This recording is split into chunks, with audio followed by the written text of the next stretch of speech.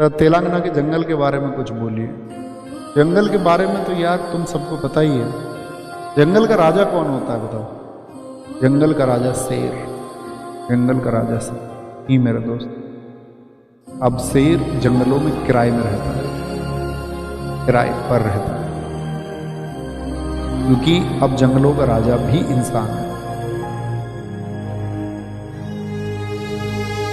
शेर देखे ना आपने, उनको जंगल छोड़ना पड़ गया तो वो कहाँ, आप क्यों झूठ क्यों बोल रहे हैं आप मुझसे कि जंगल का राजा शेर है? अब इतने जो फॉरेस्ट काटे जाते हैं, दरअसल में हम सब तुम बहुत बात कर सकते हैं प्रकृति को संरक्षित रखने की,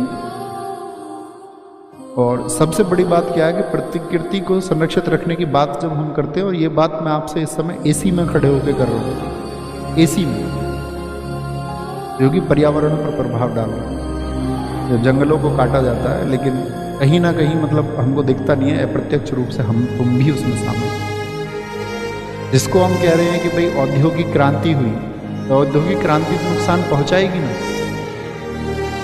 तो हमने जब इतनी सारी चीज़ों पर बात की, तो हम ये सोच सकते हैं कि भैया फिर सॉल्यूशन क्या है?